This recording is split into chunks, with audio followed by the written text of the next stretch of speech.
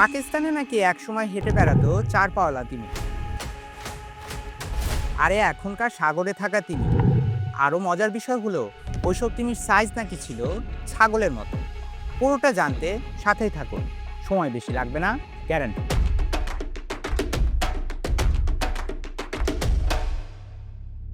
১৯৮৩ সালে এক অদ্ভুত ফসিল আবিষ্কৃত হয়েছিল পাকিস্তানে। ফসিলটি ছিল এক রহস্যময় প্রাণীর ফসিল।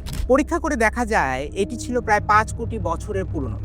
১০০ বছর ধরে হিসাব করলে বুঝবেন কত আগের। তার চেয়েও সহজ করে দেই অঙ্কটা। পৃথিবীর বা বাংলাদেশের মানুষের গড় আয়ু ৭৫ থেকে ৭৭ বছরের মধ্যে।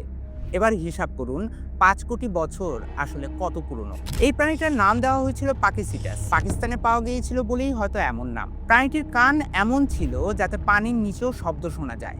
আর এ দেখেই গবেষকেরা তাজ্জব বনে গিয়েছিলেন। কান দেখেই বোঝা গিয়েছিল যে পাকিসিটাস ছিল আসলে তিমি।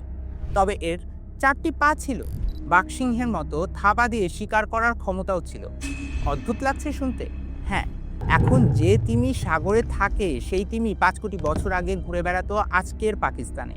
এই পাকিসিটাসের আকার ছিল নেকড়ের চেয়ে কিছুটা বড়। অনেক গবেষক বলে থাকেন আকার ছিল ছাগলের মতো। স্তন্যপায়ী পাকিসিটাসের দাঁত ছিল, মাংস খেত। এই প্রাণীটি স্থলভাগে থাকলেও একসময় পানিতে বাঁচার বা থাকার কৌশলও রপ্ত করে ফেলেছিল। পানিতে সাঁতার কাটার সময় এর মুখ একটু ভেসে থাকতো, মাছ শিকারও করতে পারত। প্রয়োজনে শিকার করতে পারত পানির নিচেও। পাকিসিটাসের পুরো শরীরের বেশিরভাগটাই মাটিতে ঘুরে বেড়ানোর প্রাণীদের মতো হলেও মাথাটি ছিল বেশ লম্বা, যার সাথে মিল পাওয়া যায় আজকের তিমির।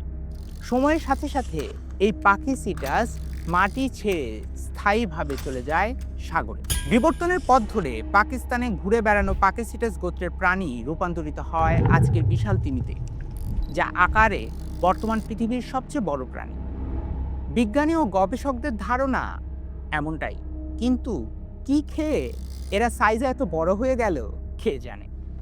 মজা তো হলো, এবার বিজ্ঞানীদের কথা আরেকটু শোনা যাক। তারা বলছেন শুধু পাকিস্তানই না, এখনকার ভারতেও নাকি একসময় ঘুরে বেড়াতো পাকিসিটাস। তবে হ্যাঁ, পাকিস্তানে প্রমাণ মিলেছে বেশি, ফসিলও বেশি পাওয়া গেছে। মূলত নদী বা হ্রদের কিনারায় এদের ঘোরাফেরা বেশি হতো। এরা মাটির দুনিয়ার ছোট ছোট প্রাণী শিকার করত আর খেত মাছ। তো ল্যান্ড অ্যানিমেল থেকে পানির প্রাণীতে মোটামুটি বদলে যেতে প্রায় ১ কোটি বছর সময় লেগেছিল পাকিসিটাসের। আমার আপনার কাছে এই সময় বিশাল হলেও গবেষকদের মতে বিবর্তন প্রক্রিয়ার ক্ষেত্রে এই সময় নাকি বেশ অল্পই। শেষটা একটা মজার তথ্য দেওয়া যাক। পাকিসিটাসের তোষ্য নাতিপতি আজকে নীল তিমি। এগুলোর গড় ওজন হয় ১ লাখ থেকে ১.৫ লাখ কেজি। অথচ এই নীল তিমির পূর্বপুরুষ পাকিসিটাসের ওজন কত ছিল জানেন? বিজ্ঞানীদের ধারণা অনুযায়ী মাত্র ৪৫ কেজির মতো। বুঝুন তবে কি থেকে কি হয়ে যায়। এমন অদ্ভুত, কিম্ভূত বা খানিকটা অবিশ্বাস্য ঘটনা নিয়ে জানতে দেখতে থাকুন অডকাস্ট। অপেক্ষা করতে পারেন আগামী পর্বের জন্য। আর হ্যাঁ, আপনার জীবনের মূল্যবান কয়েক মিনিট সময়ের জন্য অনেক ধন্যবাদ।